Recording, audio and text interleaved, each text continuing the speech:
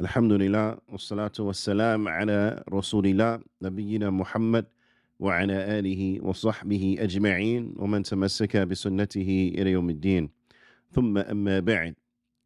Assalamu alaikum wa rahmatullahi wa barakatuh.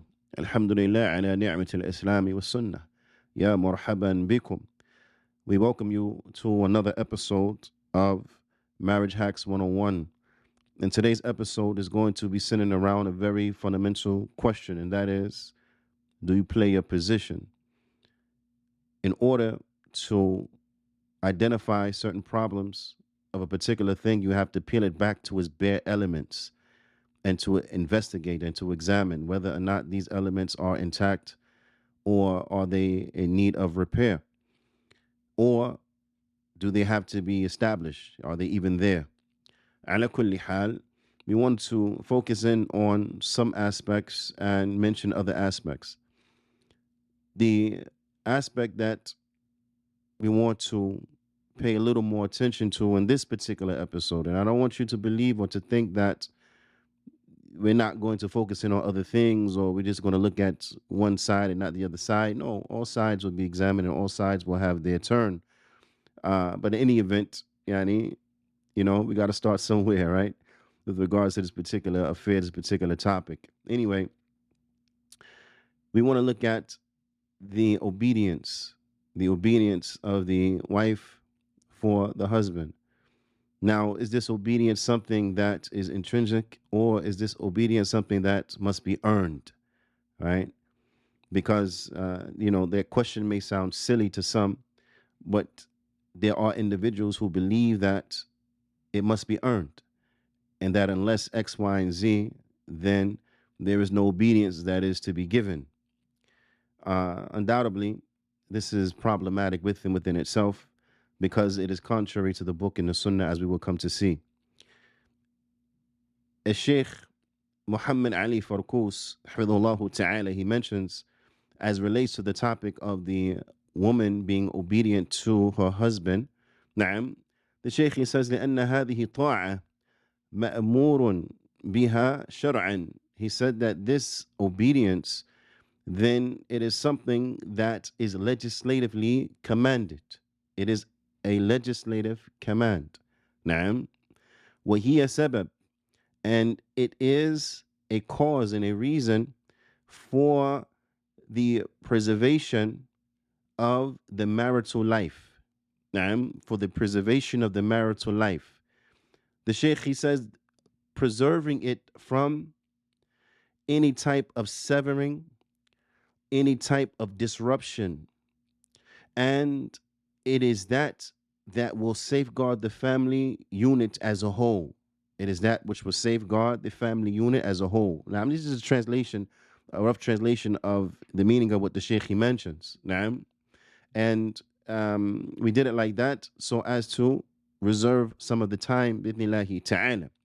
He said, and this is in accordance to the statement of Allah subhanahu wa ta'ala, الرجال قوامون على النساء, that the men, they are the protectors and maintainers of the women. And inshallah ta'ala, we're going to look to see what is meant by this particular word, yani qayyimun. What does it mean that the man is qayyim ala nisa or ala al-mar'a? What does that mean? Inshallah ta'ala, we're going to come to look at that shortly. In any event, the men, they have a role, and the women, they have a role. Each one has a position. And the question is, do you play a position? Because when you don't play your position, then you will find chaos. It will start to arise. When everyone is starting to step outside of their position and try to adopt the position and the mannerisms of the other, then this is going to cause chaos. This is going to cause much destruction and is very harmful. Anyway, Allah subhanahu wa ta'ala, he says, الرجال قوامون على النساء بما فضل الله بعضهم على بعض. That the men, they are the preservers, or they are the maintainers and protectors of the women, due to that which Allah has favored some over others. نعم. وَبِمَا أَنفَقُوا مِنْ أَمْوَالِهِمْ, and due to what they spend from their money. Naam, due to what they spend from their money.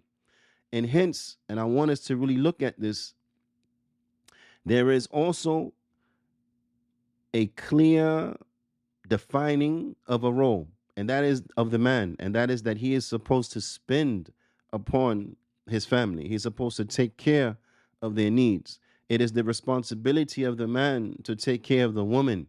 It is not the responsibility of the woman to take care of the man. Now, everyone has their role. Everyone has their position. Do you play your position? Now, I'm going to keep asking that. Do you play a position? Because when everyone plays their position, then there will be harmony. The marriage, it will move harmoniously. But when you find the man is starting to act like the woman and the woman is starting to act like the man, then this is going to cause chaos. This is a quick road to divorce. Naam, it's a quick road to divorce. Anyway, Imam Ibn Kathir, he mentions in speaking and commenting on the aforementioned verse that the men are the protectors of the women and those who spend upon the women.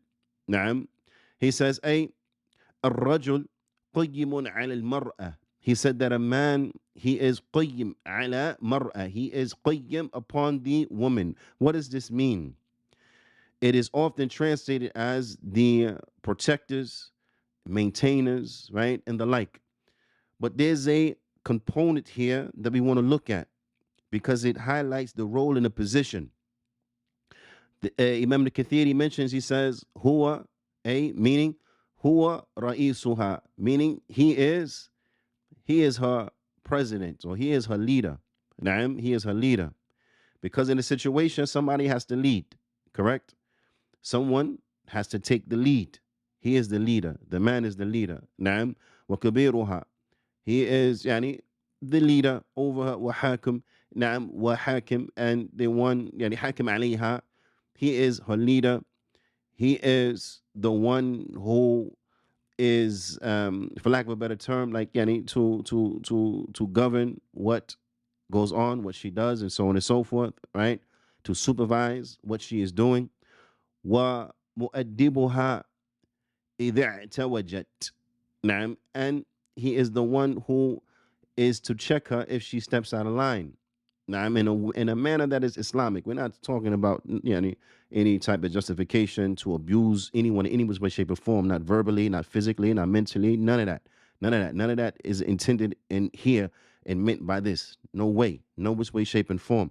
But it means that what the man is there, and it is his role, his responsibility to make sure that everyone is up to task. To make sure that everyone is doing what they're supposed to be doing, because at the end of the affair, he is the shepherd over his flock, and his flock includes his wife, and he will be questioned about her.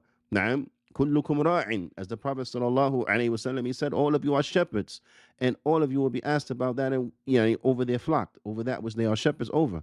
So the man is the overall shepherd of the family, including what? Over the wife. So he has to make sure that he is doing what he is supposed to be doing, and also that she is doing what she's supposed to be doing. Now, this does not mean that she cannot also advise him.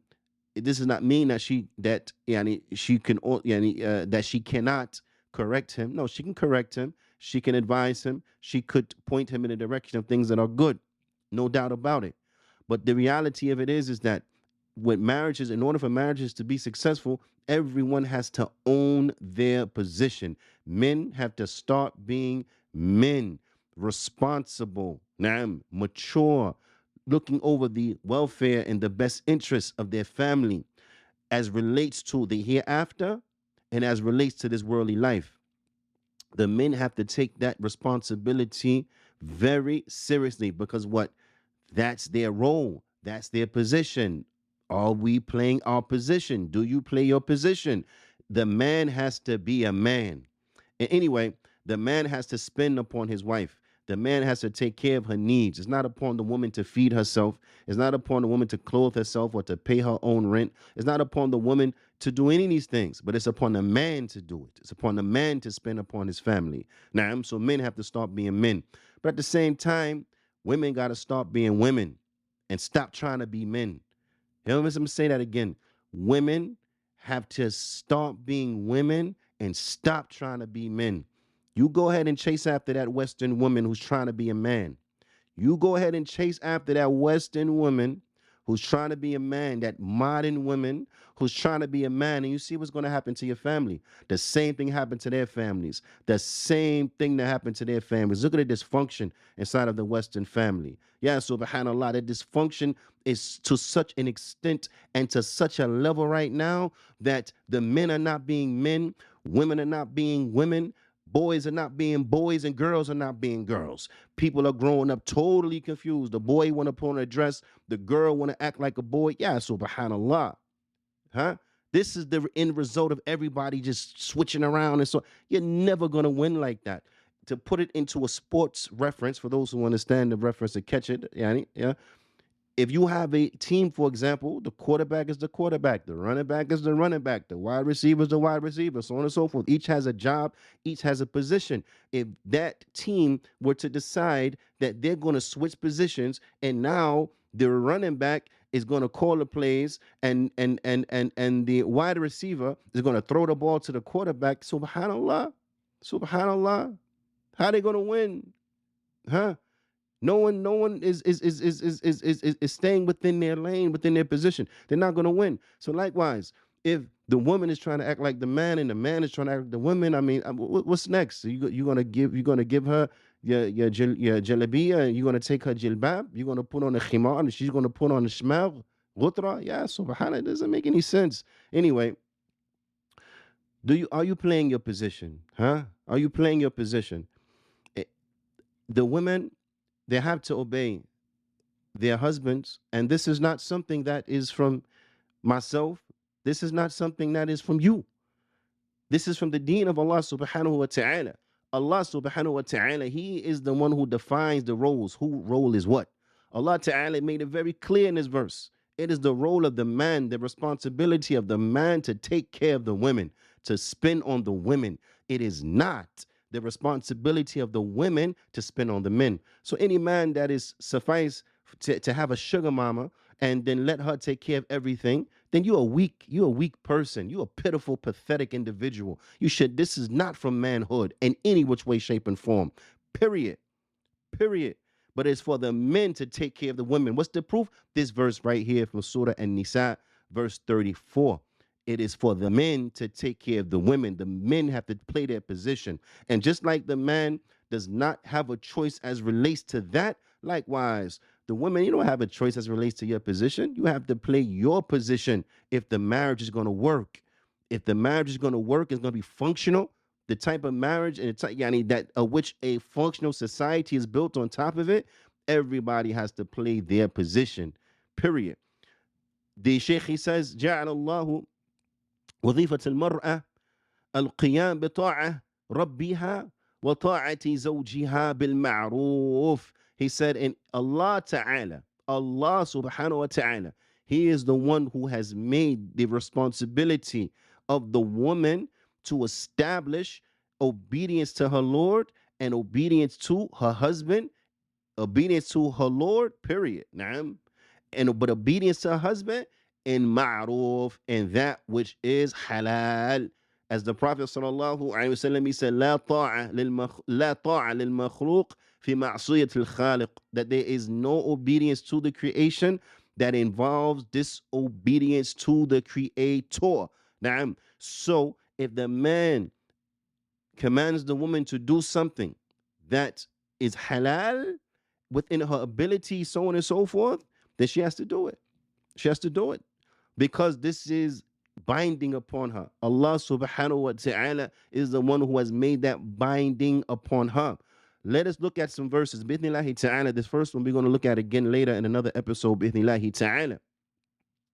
Allah subhanahu wa ta'ala, He says, فَالصَّالِحَاتِ, so the righteous good women. Naam, the righteous good women. Listen to how Allah subhanahu wa ta'ala, the descriptions and the characteristic that He gives to the righteous good woman is not for us to make up what we think righteousness is. That's not for us. We don't have that right. We don't have that right to make up what we think righteousness is. Everyone now very opinionated, and they believe that their opinion is worth something. But the reality of it is that your opinion is worth nothing. I want to say your opinion don't mean nothing. It's not worth anything. It's like you having a different opinion as relates to the sky. A person comes and wants to say, no, the sky is below and the ground is above, and that's my opinion. Then your opinion is worth nothing. Your opinion is worthless. We don't care about your opinion. Why? Because it does not change reality. Now, the sky is still up and the ground is still below. It doesn't change. You can't say, but I have a right to my opinion, right? Yeah, you got a right to your opinion. You got a right to be wrong too. Anyway, Allah Ta'ala, He says, فَالصَّالِحَاتِ قَانِتَاتِ, those women who are righteous, those women who are qanitat. The ulama, they mention that qanitat, what this means, and like I said, we're going to come more look at this verse a little more later in another episode. But this means those who obey, those women who obey their husbands. This is what it means. This is how the Salaf, they explain this verse. This is what it means. Qanitat, here in this ayah, those women who obey their husbands.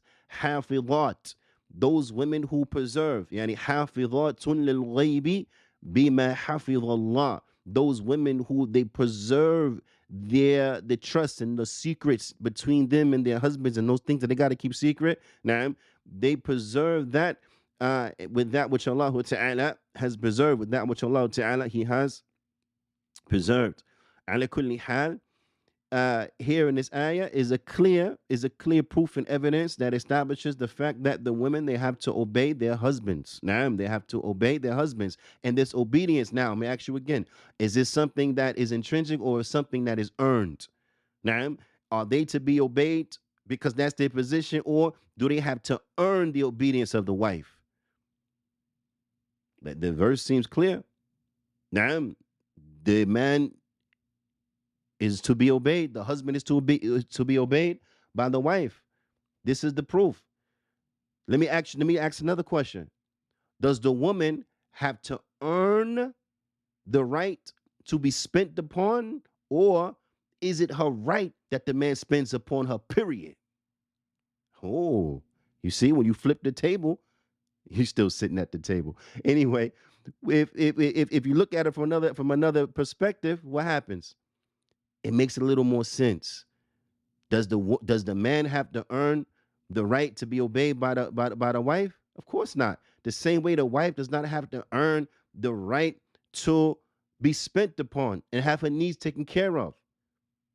As soon as you decide you want to marry her, brother, you got to take care of her. As soon as you decide you want to marry her, you got to take care of her. You got to spend upon her. You have to spend upon your family. You have to take care of their needs. Now, it's not upon her to pay for herself. It's not upon her to pay for you. But likewise, you have to obey your husband, sister. You have to obey your husband. The Prophet sallallahu alaihi wasallam, he said, إِذَا صَلَّتْ الْمَرْأَةِ خَمْسَهَا. He said, if a woman prays her 5 daily prayers, وَصَامَتْ شَهْرَهَا, and she fasts her month, meaning Ramadan, وَحَفِظَتْ فَرُجَهَا, and she safeguards her privates. She safeguards her private parts. She only use them with her husband. Only use it in the halal. Naam. وَأَطَاعَتْ زَوْجَهَا, and she obeys her husband. Oh, the Prophet ﷺ, he said what? وَأَطَاعَتْ زَوْجَهَا, and she obeys her husband.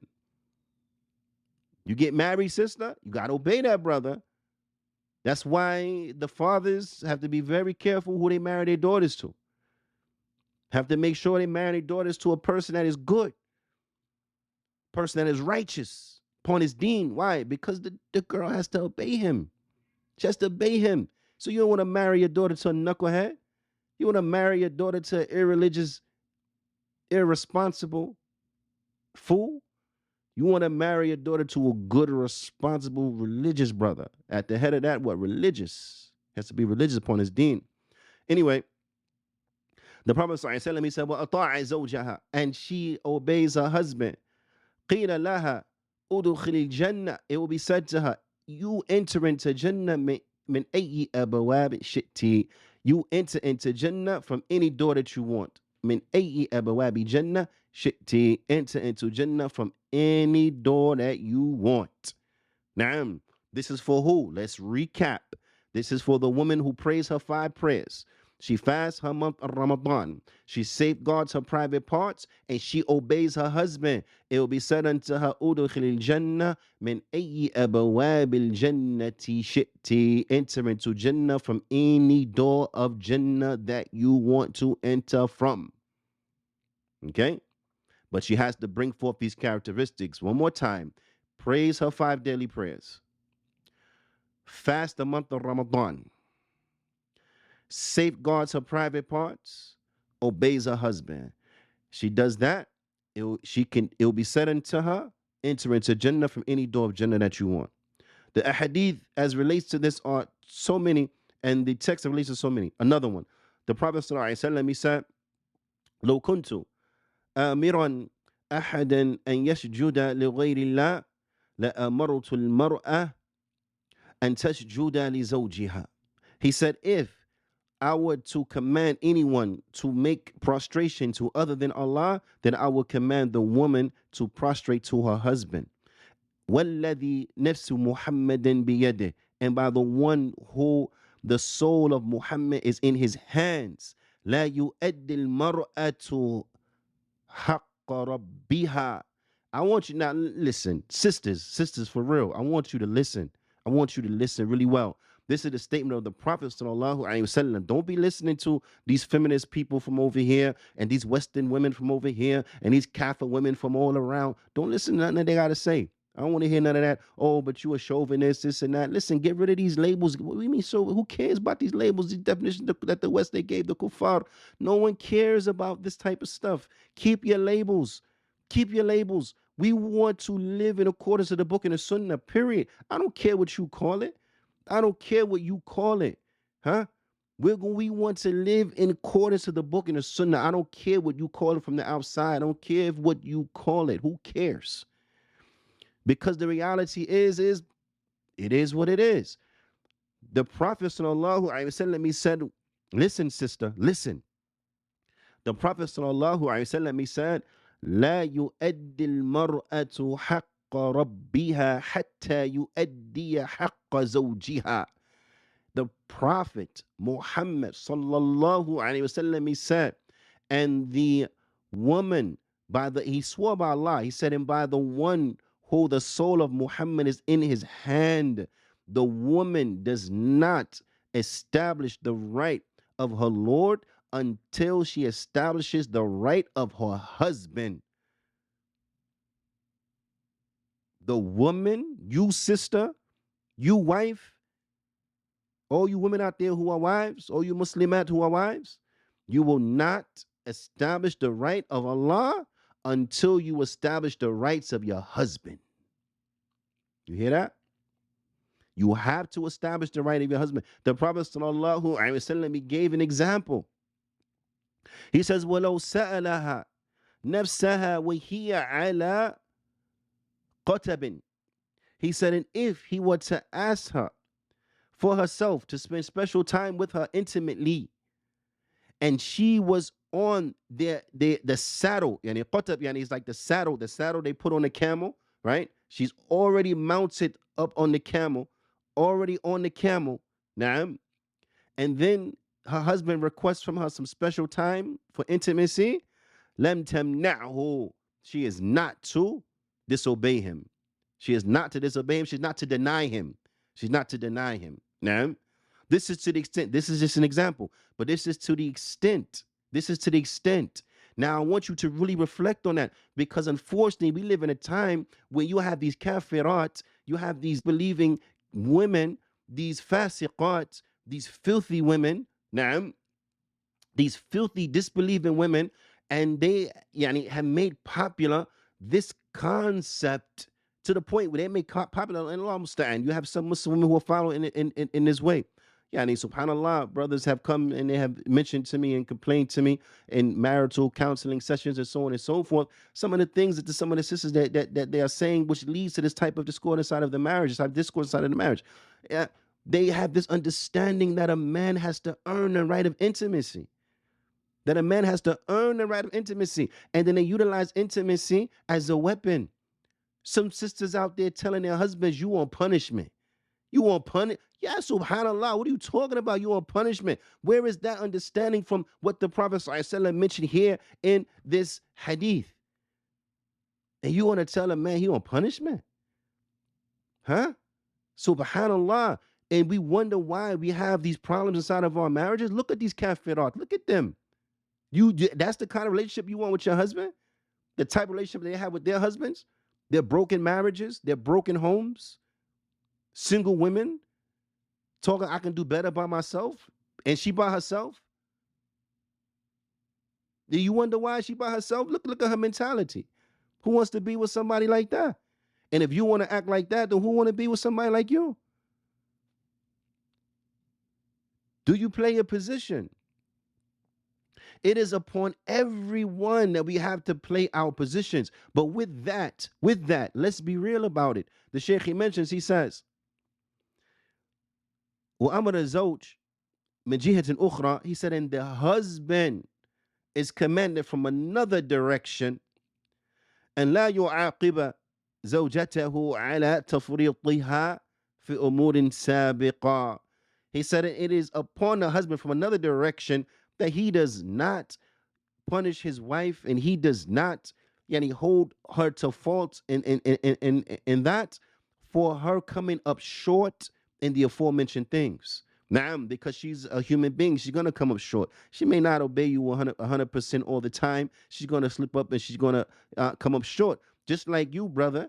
You may be not taking care of everything you're supposed to take care of. You're not establishing all of her rights as you should be establishing all of her rights. So you can't be hard on her. You can't be hard on her and want to play and want to pull the, you supposed to listen to me card as a weapon over her. No, you have to be just, and you have to be patient with her when she comes up short. You have to be patient with her when she comes up short. You can't abuse her, and you can't utilize your authority over her to be a source of abuse and annoyance for her. This is not correct in any which way, shape, and form. So just like, and this is part of being a man. This is part of being a man, is that you're able to be patient and forbearant when you find the women coming up short. And likewise for the women, though, on the flip side, this is not a license for you to just say, no, I ain't got to listen to you, and you better take it and be forbearant. You done heard what the brother said. Don't take some of it and leave the rest of it, okay? No, everybody has to strive to do what they're supposed to do, and then be patient with the other one when the other one comes up short. That makes sense? So it is upon the man that you have to be patient with her. And when she's trying, don't find fault.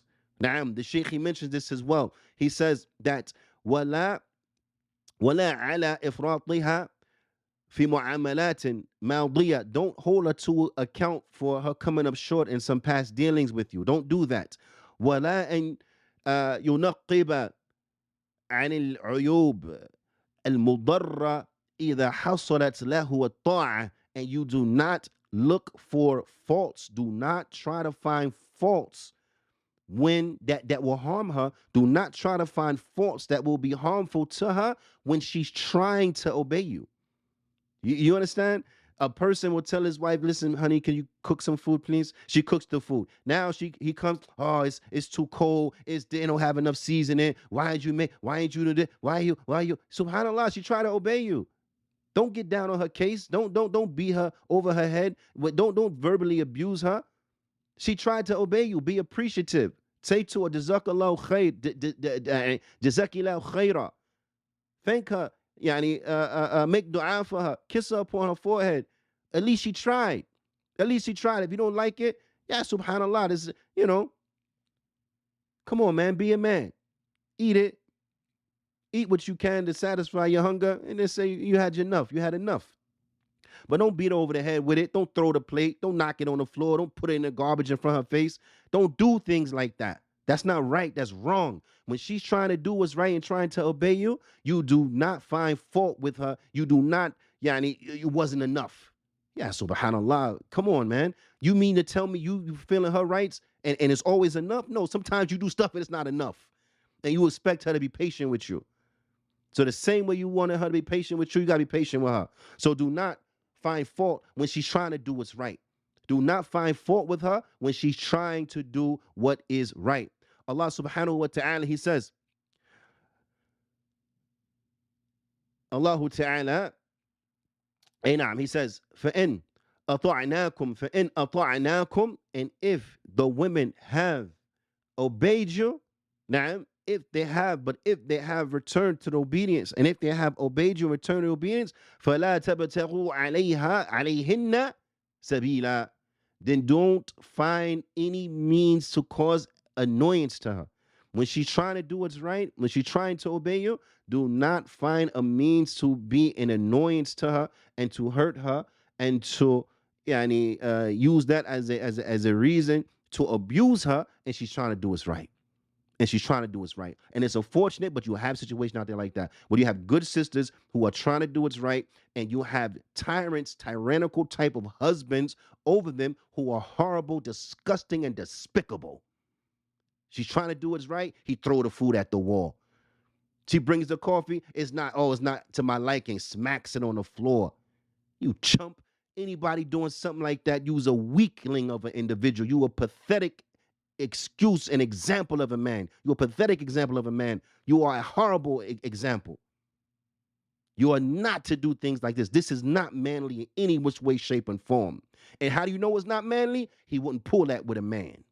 Smack a coffee out of a man's hand, see what happens to you. Anyway, and it may seem, that this is something that is very annoying, and whatever the case is, I don't know how you would say it, but it is something that you see this passion now, because it has to be spoken about like this, because we got to get our act together. We got to get our act together. I'm your brother and I love you. You're not always going to hear from me what you like, and that's just the way it is. You understand? But we got to get our act together. Men need to be men and women need to be women. We have to be patient with each other and overlook the shortcomings. But women trying to be men is not acceptable. Don't worry about it. I'll pay for it. I'll take care of myself. It's not acceptable. Women need to be women. And men need to be men. Want woman to spend on you? It's not acceptable. You being a soft chump, it's not acceptable. You not being jealous over your women and you letting her go outside the way she want to dress, and men talk to her and take whatever they want to take from her without you, huh? Without any type of jealousy, and you standing there like you was a pathetic individual. This is not acceptable in any which way, shape, and form. This is not honorable. Period. But men have to be men. And this does not mean that you become over macho and you have this toxic masculinity. And I mean real toxic masculinity. Not anything these people be talking about. Everything is toxic masculinity to them. I'm talking about that real stuff, that overbearing, that tyrannical type of over the board type of behavior. It's not acceptable. That's not being a man. That's not being a man in any which way, shape, and form. Period. It's not. But be real men. Men who they are gentle with their women, but they don't let anyone cross any lines. Who have wisdom and understanding with their women and don't let anyone get over and cross no lines. Women who are obedient unto their husbands and that which is ma'ruf. And that which is ma'ruf. It is important that men are men and women are women. Because when the man starts acting like the woman and the woman starts acting like a man, then this is a recipe for divorce.